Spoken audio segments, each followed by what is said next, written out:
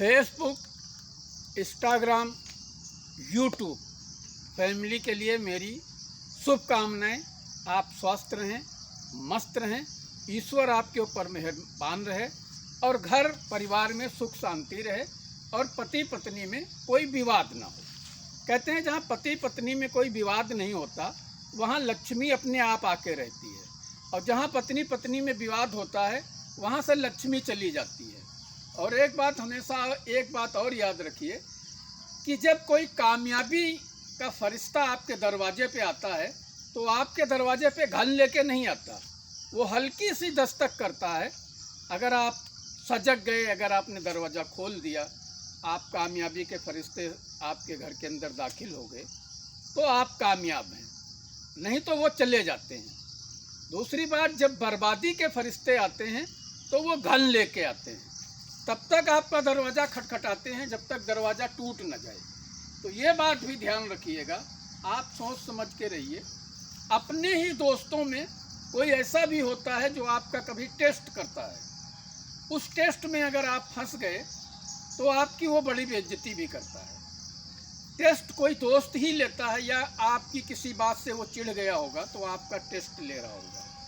Test में जब भी कोई कुछ पूछे तो आप उसके प्रति वो बात करिए जैसे वो सामने हो। जैसे जब प्रार्थना की जाती है तो ईश्वर को सामने रख के प्रार्थना की जाती है, ऐसे जब भी किसी की बात करिए, किसी से कुछ करिए तो उसकी कोई बुराई ना करिए।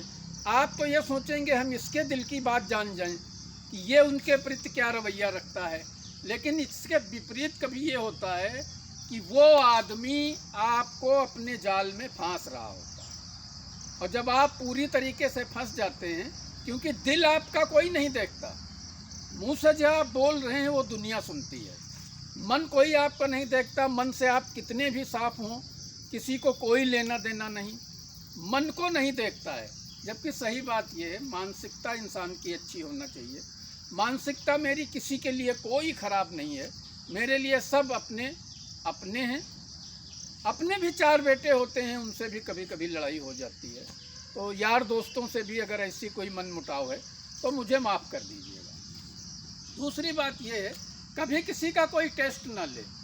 टेस्ट में अच्छे लोग फंस जाते हैं, टेस्ट कोई पास नहीं कर पाता, क्योंकि टेस्ट में आप किस हिसाब से पूछते हैं, कैसे आप पूछते हैं, इतना कोई ज्ञानी नहीं होता। तो टेस्ट आप किसी का ना लीजिए। और ये मना भी किया गया है, किसी की आप प्रिवेंसी या किसी की जो है अंदर की बात आप पूछ लें और किसी से ना कहें, क्योंकि आदमी निर्दोष होता है तब भी उसको आप लोग कोई ना कोई उसको दोषी ठहरा देता है। तो मेरा यही कहना था, और मुझसे अगर कहीं पर कोई गलती हुई हो आप क्षमा करिएगा।